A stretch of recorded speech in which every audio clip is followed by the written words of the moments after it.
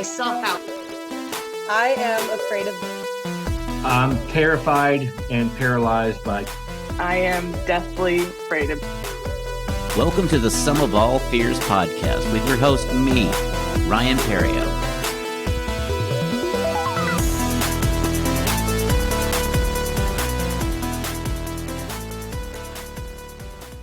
Hi, and welcome to the Sum of All Fears podcast. I'm your host, Ryan Perrio. This week, my guest is one of my best friends, Malori Davis. Me and Malori met at one of my comedy shows at Hyenas a couple years back, and she asked me about starting to do stand-up. 6 months later, she did her first open mic at Hyenas. She has been doing comedy as much as she can. As a solo parent, it can be hard to find time to do stand-up and be a mom. But she is super funny and talented, so if you do see her on any flyers, be sure to check out her show.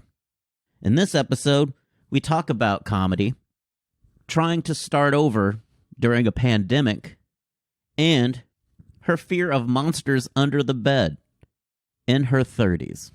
So let's all get under some covers and listen to my interview with Malori Davis.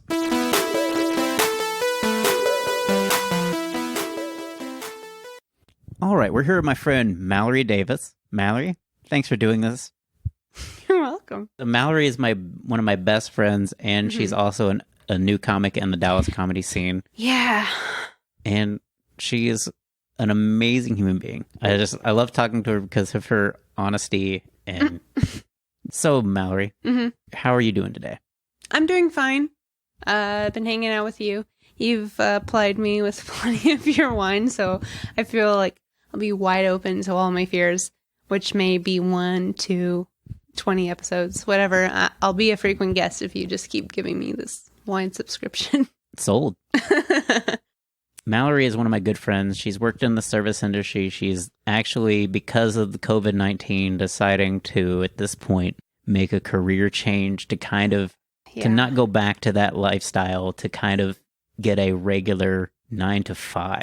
I like how you call it regular. Like, that is also part of the biggest problem with being in the service industry is you know how hard it is, but there's still that little voice inside of you because of everyone else outside of you that speaks the same kind of critical language. It's that it's not a real job. And I don't think that you're telling me that my job wasn't a real job, but oh man, I learned so many things and I did enjoy it and I hated it all at the same time. And I'd ugly cry certain nights and then, be drunk and feeling so close to other people that I worked with other nights. But yeah, once COVID happened and coronavirus shut down all the restaurants, I feel like now's the time. Just don't Absolutely. Look back because I've been wanting to get away from it for so long. And now is the perfect opportunity. And, of course, I'm choosing a wrong time because everyone else wants to. I don't think you're choosing a wrong time. But... Well, sure, so many other service industry people want to do the same thing.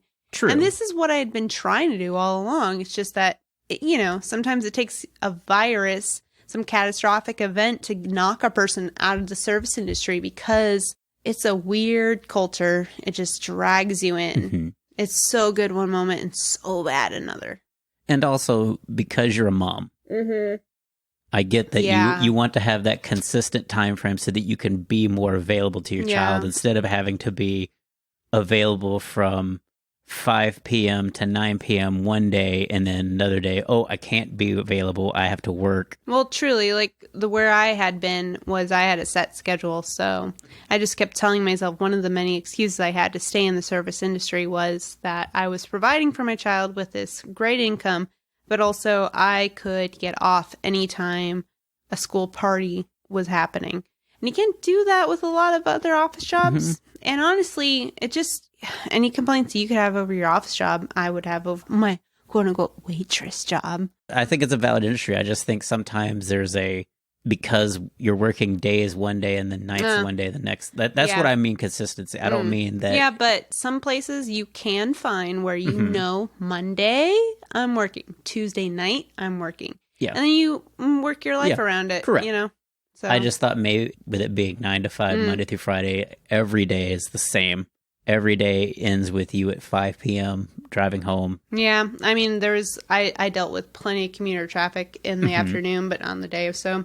That's all how much you're used to, and I think it's easy to explain when you're in it yourself, but for outsiders, it's hard. I'm sure. So I was definitely, and the place I worked at was totally a cult. So it was not Chili's. It was just a lot of rich people and rules. And my little uniform, 4 months later, is still hanging in the laundry room, ready to be worn or something. I just think of a Chili's cult now. Oh, it was Chili's for rich people. That's what it was. And my flair was my lipstick and my earrings, because you were not allowed on the floor. But you know what? That's a different fear. That's not what we're going to talk about tonight. My fear of whether or not I brought buttermilk garlic or wore the right shade of salmon lipstick, that's a different episode. Today we're going to talk about something. Well, that's what works for me, because I have very yellow tint to my skin. I look like a Homer Simpson baby. Okay. Fair enough. You're like the pink crayon. I am very, very burnt cyan feeling right now. Yeah. Because of the walking in the sun, but you're also an amazing gardener. I also want to throw that out there. Yeah. You should post some of the pictures of your garden. I know. I keep saying that I'm going to. Because you throw so much shade on friends of ours like Robert Chapa. Gardening's made me so petty, and it's because I work so hard. And it's exhausting, and I don't know why I don't brag about it. It's because, well, one, I'm too busy out there anyways, and by the time I think about taking pictures, the sun's gone down, or it's midday and it's too bright. Gardening, yeah, I mean, so many people should just take advantage of gardening. I don't know. It's just so tough, because you think that you're not doing anything special, because surely everyone is baking during COVID and everyone is gardening during COVID, but then you see other people's quote-unquote baking, quote-unquote gardening. Shots fired. Yeah. And it's Shots not fired. the same. It's like, oh, no, every single plant I have right now is taller than me, and I'm 5'5". How tall are you? 5'7", according to my Are license. you? I Hold literally on. brush the underside of the 7. Like, it's Okay. literally like, it's like right there. Well, then my sandals must be 5'8". Anyway. I like how before we even started this podcast, we had a long discussion about little man syndrome, and she just immediately starts trying to hint that I have little man syndrome. No, you don't. You're the kindest person I know. I just think that you're like You've never short seen me at a gas- despite it. You've never seen me walk into a gas station, because I will, like, because I have the police. They do. And you would notice that, wouldn't you? I literally make sure that they know that I am 5'7", if by chance some crime if I'm not the guilty party. Yeah, right. I want the camera to know. Yeah, right. There was clearly a 5'8" person who saved me in the Dorito aisle. He looked 5'7", but when he walked in, he was definitely 5'8". That's what I want to have happen. This isn't a gardening podcast. It is not. I could go on and on about bugs. Yes, you could, because you've And made I'm it not submission. scared of them. I know this is a fear podcast, but I'm not scared of them. I have like a bitter vengeance against them. I've taken off shoes to swat them. I will sit out there with a yardstick. I know I have about your squash problems. with your squash Yeah, boring. see, I don't even have to say what plant I'm talking about. You already know. Anybody who knows me knows. I'm out there for you, squash vine burrows. So squash vine burrows, beware that listen to this podcast. Yeah. If you do listen to this podcast, please tell your squash vine boring friends Yeah. to check us out. I would love to be the number one podcast in the squash vine boring community. Yeah, I mean, they're definitely pretty. They're pretty flamboyant. They're more bougie of the bugs. Bougie. I've never heard a bug described as bougie. They don't care. I'm right there, and they just come out. Anyway, They see your yardstick, they see the angry expression, and They they don't still care. taunt you. yeah, they do. They lay their little eggs, put their little butt on my squash. So since you dabble in comedy, how do you feel as a newcomer in the comedy scene? What does comedy feel like to you? It feels really, really hard. But when you're able to speak your mind or little things that you found funny in this sort of atmosphere, and it does occasionally get a laugh, or at least it gets a thought and a comment, that's so great. Because, yeah, sometimes there's certain things you can't just talk about at a cocktail party. You can't talk about, something you went through in middle school with your college friends, or I don't want to divulge too much into my current material, but yeah, no, there's just interesting takes on things that you don't feel comfortable talking about in an quote unquote normal atmosphere, but when you're on stage, you somehow feel like even though the risk is greater, now's my time. Mm-hmm. So it's scary. It's absolutely terrifying. And for so long, I would just shake afterwards. But I finally started to get some recognition or like some laughter, and that's worth it. That's worth everything. And when I first started, I had no idea. But when I'd get off work as a server, it was late. There was not a lot of things open, but I wasn't ready to go home. I would frequent a bar near my home. And it just got real boring because it was always the same people. And I decided, why don't I check out this open mic? Why don't I check out... Do you know what open mic it was? Well, it was mostly Thursdays where it was a free show. It was really Wednesday at Hyenas in Dallas. Okay.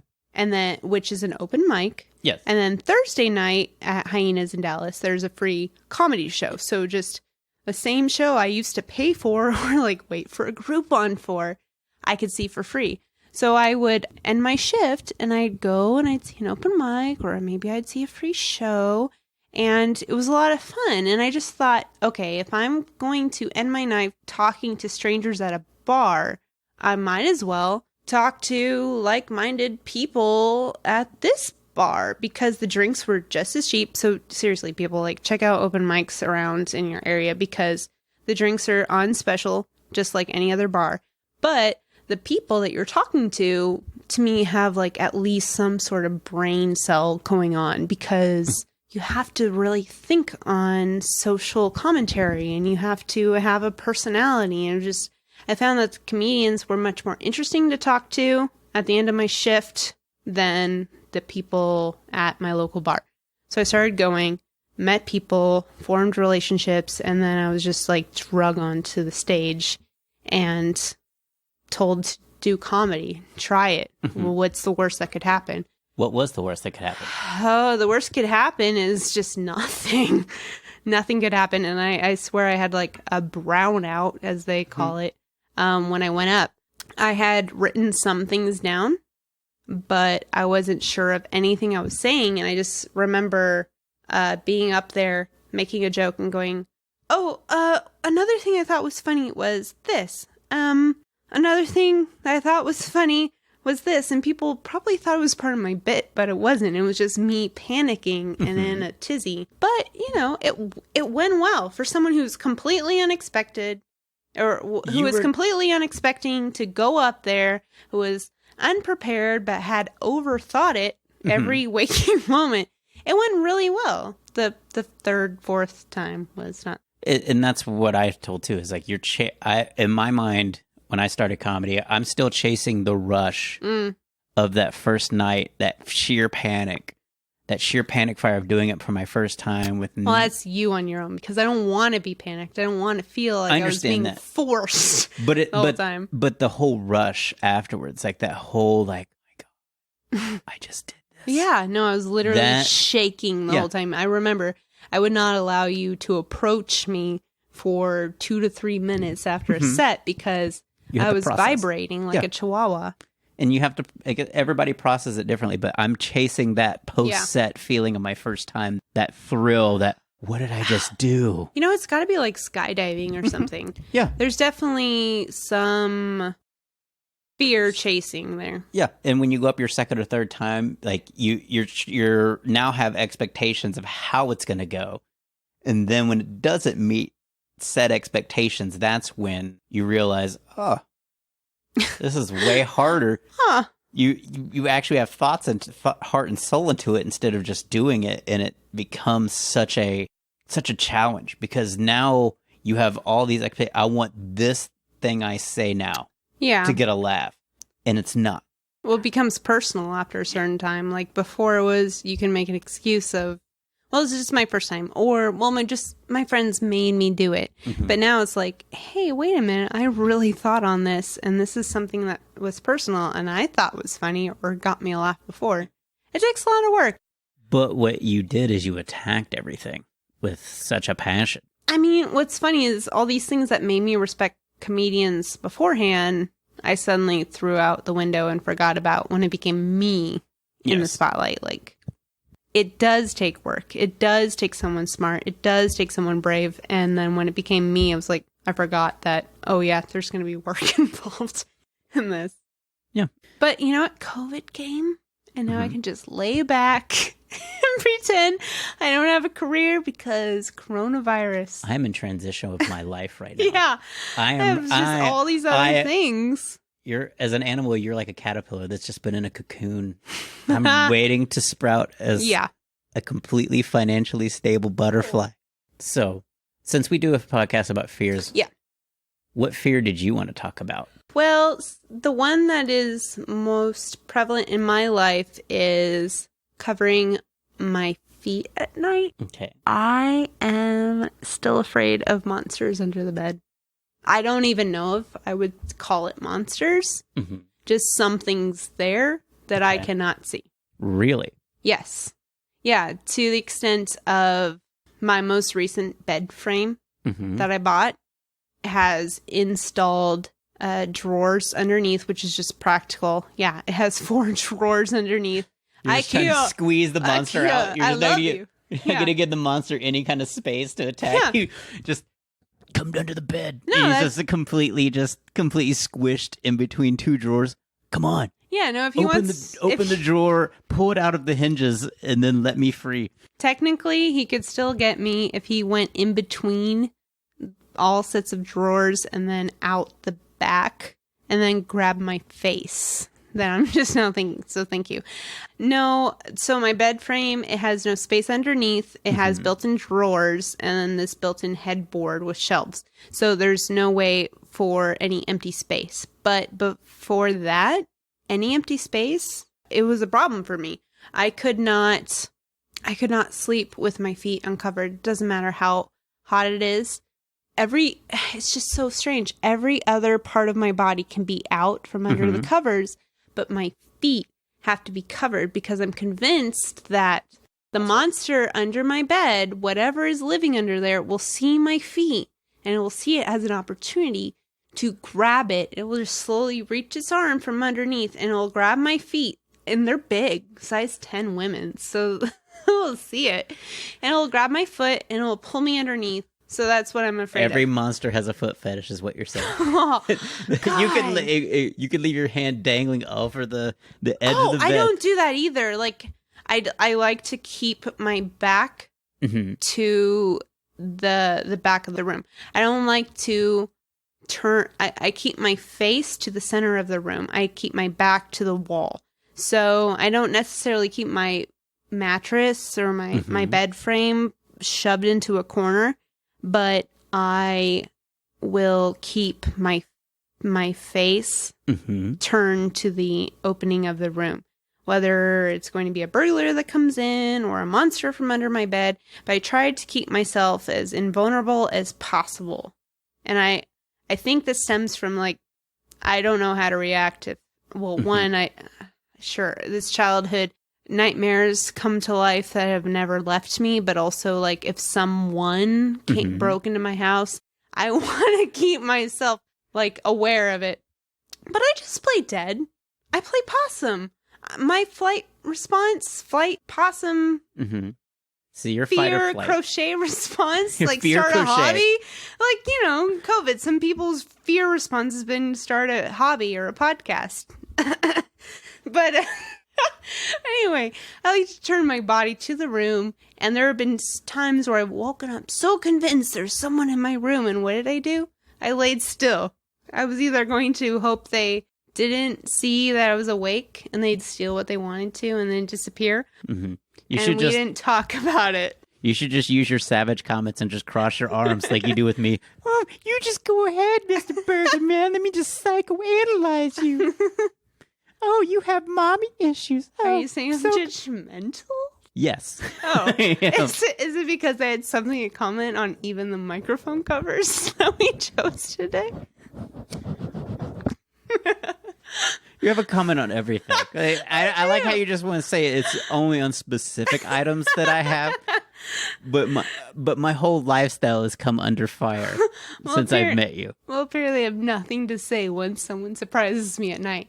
I won't even... When I was younger, my cousin told me that if you say Bloody Mary in the mirror 3 times in a dark bathroom, you say Bloody Mary while looking at the mirror, she'll appear. And to this day, You believe it? I'm 33. I will not challenge it. I don't make direct eye contact with my image in the mirror when I'm in there just grabbing a quick drink. I don't look at the mirror. I will turn on a light, not to be in a dark room with the bathroom. I don't like mirrors when it's dark. I don't like Dark water. I don't like dark water. I don't like putting my feet where I can't see through it. I just don't like not knowing. So I cover my feet. I'm convinced that there's something living underneath my bed, and when he sees my feet, that he'll pull me underneath. So I just sleep with it. And it didn't help that, like, somewhere in middle school or high school, I watched this movie with Anne Hathaway. I don't know, they're Mormons on a mission. Don't laugh. They're Mormons on a mission, and he's in some third world country, and he goes to bed, and they told him, wear socks when you sleep, and he did it. And guess what? Rats ate the bottoms of his feet in the night because they were open and they were aware. And You would think that after the first bite, you would wake up. but they didn't. Apparently, rats Like, what kind of peaceful slumber? Apparently, rats are very gentle and subtle and sensual. I mean, how else can they eat the bottoms of your feet and you don't know? So now I have that piled onto my fear. Those rats I didn't know lived in my home were there. I don't know about the supernatural, and I don't know about the afterlife, and I'm not fucking with it, okay? I don't play Ouija boards. I don't walk down dark hallways. I run to my bed and I jump. I'm 33 years old, and I jump into bed. So, what is your earliest memory of this happening? Like, when do you feel like this started? Like, what do you think is the catalyst? You know, it might have been when I was a 3rd grader already with a size 8 foot. But I'm serious. I just like how you're self-conscious about your foot size, and that's a monster. Like, oh, God, I wish I could find a woman with big feet. I know. It would just be the forbidden feast of kings. I don't know. It had to start in childhood. I had a really awful stepdad that would torment me. He thought it was funny to scare me. That's always fun. Yeah. This is going to work out great for me in therapy later. No, but for sure, he liked to jump scare me. And then there was a night in particular I was thinking about before this podcast. And I forget what he had said to me before I went to bed, but it was something of warning about just, I don't know, watch out. And I went to bed, and as any other kid does, so maybe this is where it starts, they think that if they just cover themselves with their sheets, they're not seen and they're safe. Because that's what I did this night when I saw things tapping on my window. And the thing is, I was on the 2nd floor. So this was my stepdad, like on a ladder with a broom. And this is what I kept telling myself. How hardcore are you about traumatizing a child that you would get on a ladder? I don't know. And that's the thing is, like, I wondered before this podcast, did he really do that? Did I imagine it? Did I don't know what really happened. This is what I remember. But now as a parent and then as an adult, I question, did I just make it up in my head because I was scared because of his ominous warning? But I remember some spiky type thing banging on my window late at night, and then I threw the sheet up over my head. And I don't put it past him to go that far as to get on a ladder and have a broomstick or whatever and torment the kid above me. But it is far-fetched. And you know what? If it wasn't him, what the hell was that? Because there was something banging on my window, and there were no trees around me because it's California and everything's dead. Touche. So Yeah, no, I had a dad who would scare me in different ways. People tormenting me growing up. I had just the innate childish fear of something under the bed, no one ever comforting me. And I was just like, I'm going to take care of this myself. And so it turns to a 33-year-old who is turning off her lights at the door jamb and then running and jumping into bed. So I beat the system, Ryan. So as a mom, how do you handle your child having those? Does your daughter have those same? No, actually. She's like, just bring it on, monsters. No, feet out of bed. She's so well adjusted. If anything, she's like, I can hear you watching TV and laughing out there. You have a child that's just your mom, but keep it down. I'm trying to sleep. Yeah, basically. My child is an 80-year-old woman. She just, she's fine. She makes me feel safer when she's there. Mm-hmm. And then she never has complained about something in the closet. I don't know if it's because I loved her too much, but she feels fine. Okay. I also have a drawer pulling system under her bed, so everybody's good. So no monsters can get your child or you. No, we have drawers. Modern Swedish furniture is solving the problem of monsters under the bed. Oh, it is. It's great. Did you ever go under the bed as a kid? I did. During the day. So, during the day. So during the day, it's a totally different animal than at night. So at darkness, they can just... Yeah, well, you can't see it. And I think that's really what I'm afraid of, is not seeing. I don't like black water. I'm not going to take a boat out at night and then jump in. Okay. I'm not going to... I have a bad feeling when I walk down a dark hallway. I can just feel that something's there. Okay. Something's watching. I don't mess around with Ouija boards. I don't... You don't even walk dark? Anything that has dark in the title. No, I don't walk down No, there's a light on all the time. I want to see what's happening. So during the day, I can go under my bed. And I remember as a kid, I had a box spring. Mm-hmm. And I'd cut the cotton. And I would crawl. I was small enough to crawl up inside my box spring. And I just hang out there. I just hang out there inside my mattress and hide. I like hiding. Okay. I don't know how I cut it. With my nails? With a razor blade? Probably someone With a razor blade. You know what? Someone would I was a child in the 90s. They would let me play with anything. Probably had a razor blade, slit my box spring matting, and I remember crawling up there and just hanging out and having a good time by myself, knowing no one could find me. Can I offer something that kind of pokes holes in your theory? What? When you sleep, how much light can be in your room? I have to go to sleep with absolutely no light. So you're afraid of darkness in every other situation except when you're laying in bed with your feet covered. Unless it inconveniences me. Because I need to go to sleep with absolute darkness. You've seen me. But that's where as soon as you said, I don't like dark water or anything, I'm like, but you sleep in this, night abyss. Yeah, no, I have to have my eyes covered. I need a sleep mask. And so for someone to be afraid of total darkness or can't be able to see, the only way you can sleep at night is if you can't see anything except darkness. Ryan, I'm a modern woman with lots of variables and layers. Are you trying to say you're a contradiction? I'm a contradiction. No, I'm an enigma. I'm a mystery. Yeah. Oh, man. I don't like someone answering the door. Can't see who's behind the door on the other side.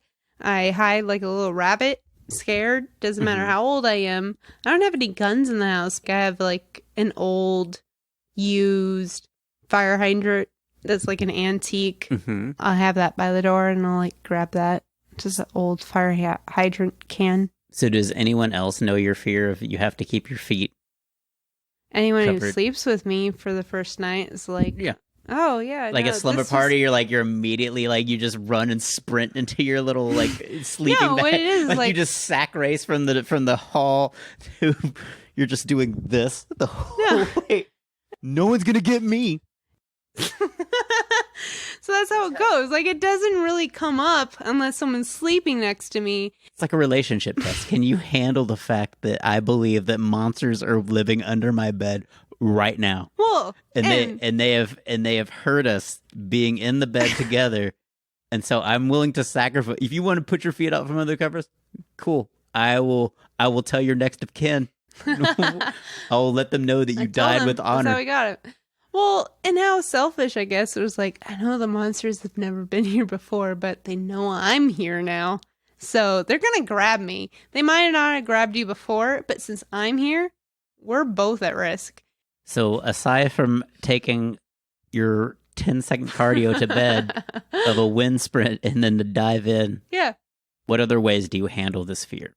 Oh, good old-fashioned socks and covering it up with a sheet.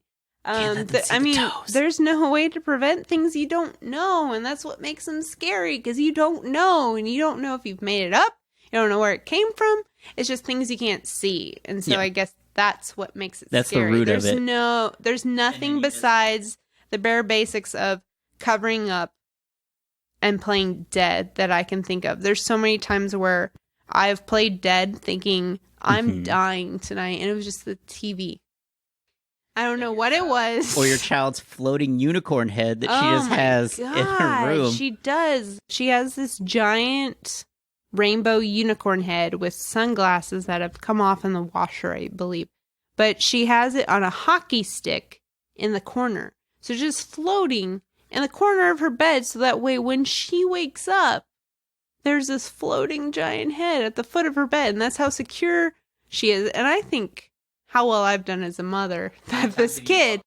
How many times you walked past it and you had to do like a double take because you've forgotten about it, or you just neglect it and you're like, what the hell is her bedroom just stays closed when she's gone.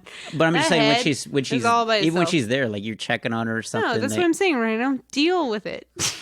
You just I can't, and therefore take it away. don't. Take it away, floating unicorn head. Yeah, she thinks it's fine. She thinks it's funny that her mom is scared of it, and she's not. She'll keep it just to spite me. You want to hear a terrifying story from my life about that? Oh, God, what? Yes. So my dad collects a lot of weird art. I don't know if I've shown you pictures of... Speaking of weird art, carved Indian sculptures at the end of dark hallways in the 80s. What was that, guys?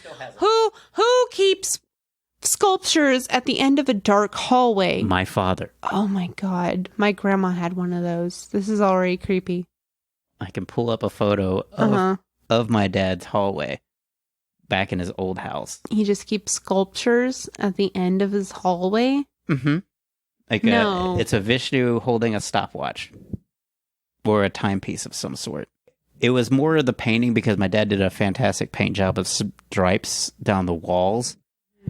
And he collects a lot of weird art. He loves all this weird stuff. And so this is my dad's hallway at his old house. And it doesn't help that it's striped. It's like The Shining. Mm-hmm. But it took him forever to do that because it was so hard to align those stripes down different walls. Well, this just also looks like wallpaper. Why not just do wallpaper? This looks like The Shining. Mm-hmm. But my dad collects a lot of weird art, and so... Which is fine, because that movie wasn't scary to me. So, in that same house, my dad had a room with 2 beds and a room with 1 bed that was full. So one night, he put me in the room with 2 beds. He had gotten some wooden sculpture of a woman who is just laying like Owen Mills with her feet. She's just being suggestive and flirty, like on a beach? Well, just...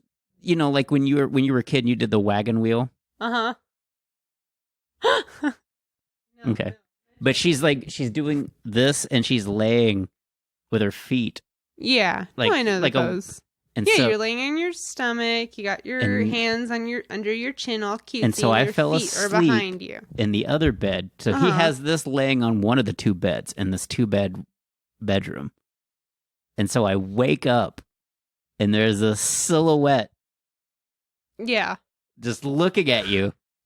And for a minute, I had to emotionally gather myself. Hey, gorgeous, you want pancakes or waffles? Like, what the hell is in this room with me right now? Uh-huh.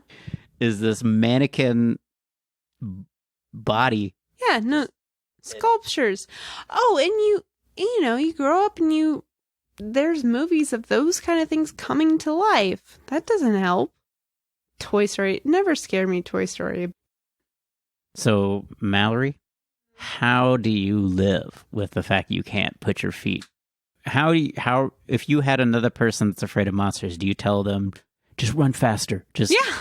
No, Okay. really. Like, I'm not going to tell you that it's not there because I would be a faker. I would be a liar. No, I Mhm. say So- just jump higher, run faster. And how do I live? I'm just a girl who, exists from head to ankle because my feet are completely protected by my sheets. So there's no desire to try to not. No, Okay. no, I don't need to sleep with one foot out and then test it.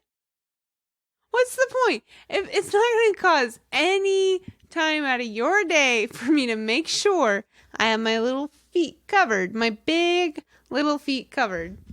No, I don't care. I've already, Just tempt fate. Just if tempt I'm- fate one night. Just one No. night. if I'm already in your bed, I've given you enough to allow me to be stupid for the next, unconscious moments of the evening. I'm very opposite you. When I was a kid, like I hated my parents made me make the bed, so I would sleep on top of the bed Oh, no. Mm-mm. with no covers. Nope. Oh, God. That's making me nervous just as is. Because I No. I like cold sensation. So I No, did- just bare, just Mhm.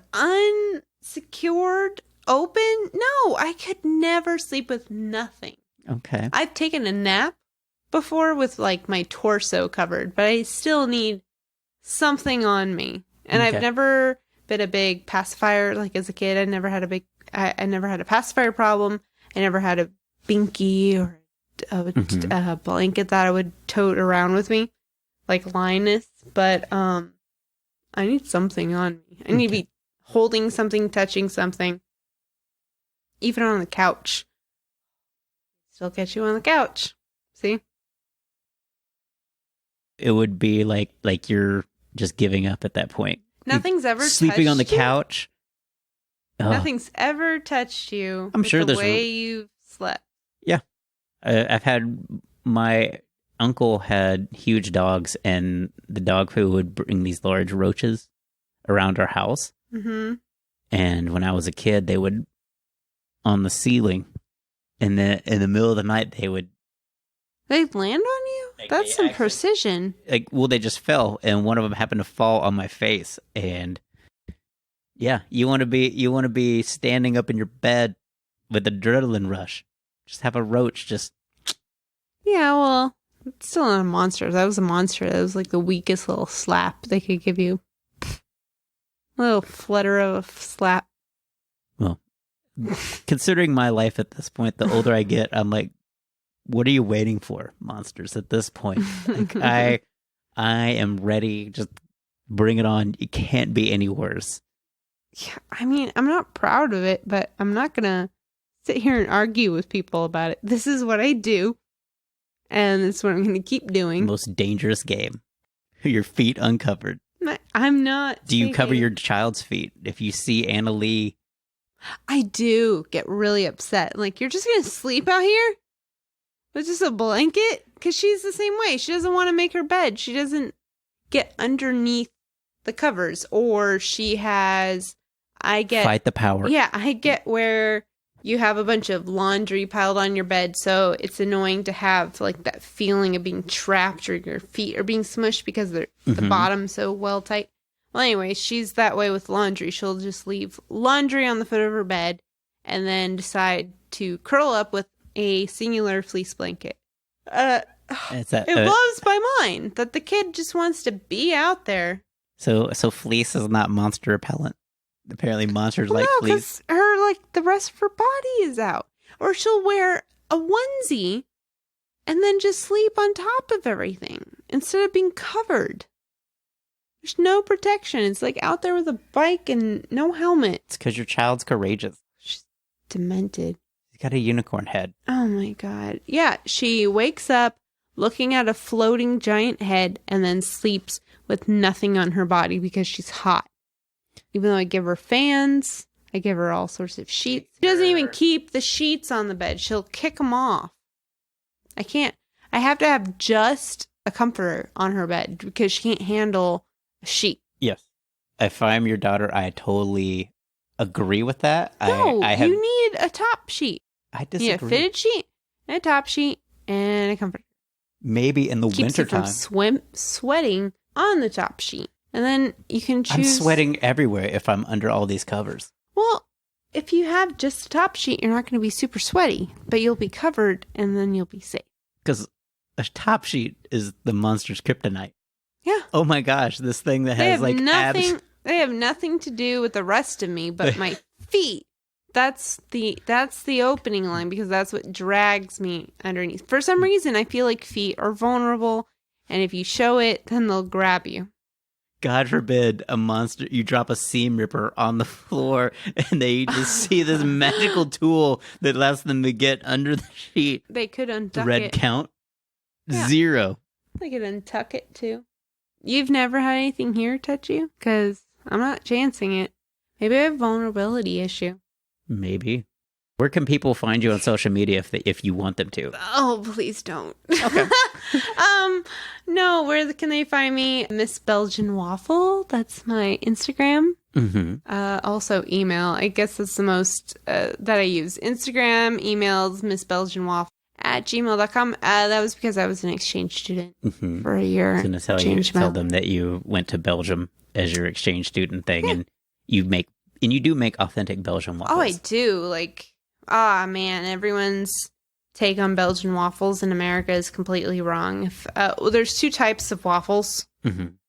And unless it is square and sweet with tons of toppings, or misshapen with sugar crystals bursting out the side, it's not a proper waffle. And that's why she makes I make Belgian real, waffles. yeah, I make Belgian waffles, but also like the symbol of Belgium. So when I need to change my email from what it was before, then, you have your middle school email for a while. That's not professional enough. So what do?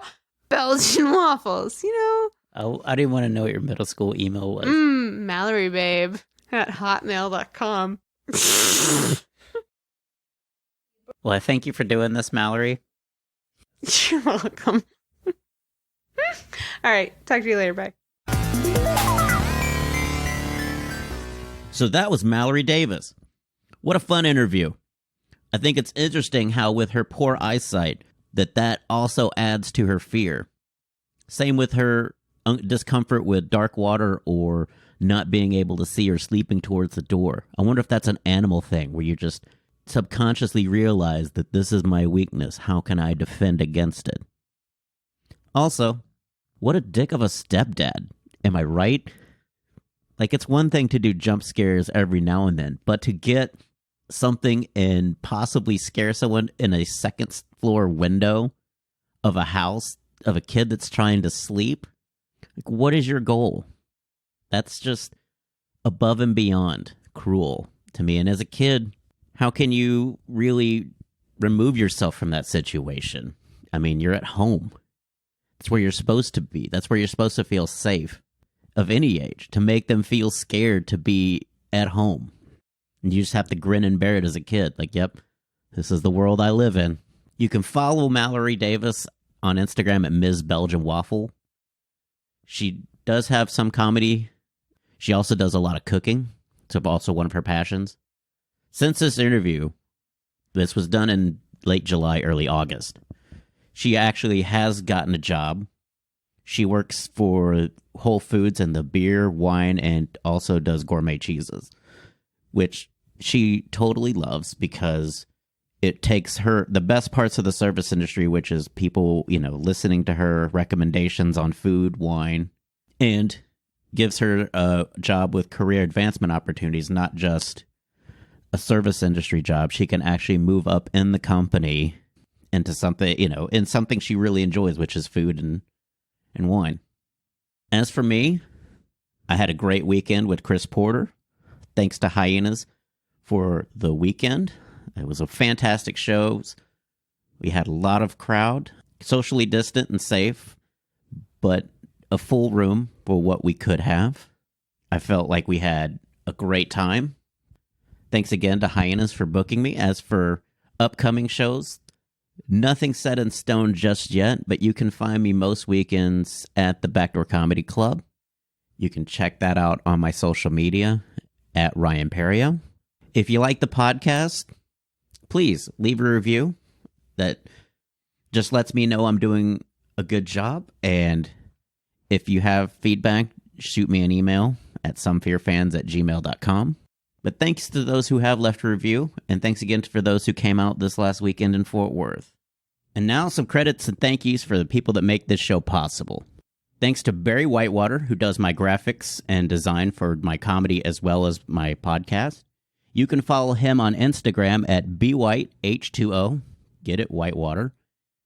Also, a big thank you to Gunnar Olsen for my music.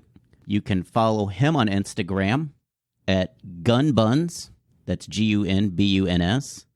You can also check out his website at gunnarolsen.net.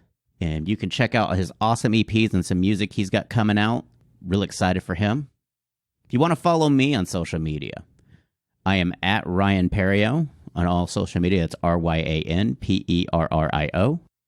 If you want to follow the show, I highly recommend it. Instagram and Twitter is at SomeFearFans. Facebook group is Some of All Fears. If you have questions for the show or feedback, email me at somefearfans@gmail.com. If you want to be a guest on the show, also email me at somefearfans@gmail.com.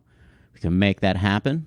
Please keep leaving reviews on Apple Podcast or whatever podcast platform you listen to. I just appreciate seeing that people like what I'm putting out. So if you like what you hear, go ahead and leave a review. I appreciate all of you for listening. And next week, we'll have another guest with another fear. Thanks for listening to the Sum of All Fears.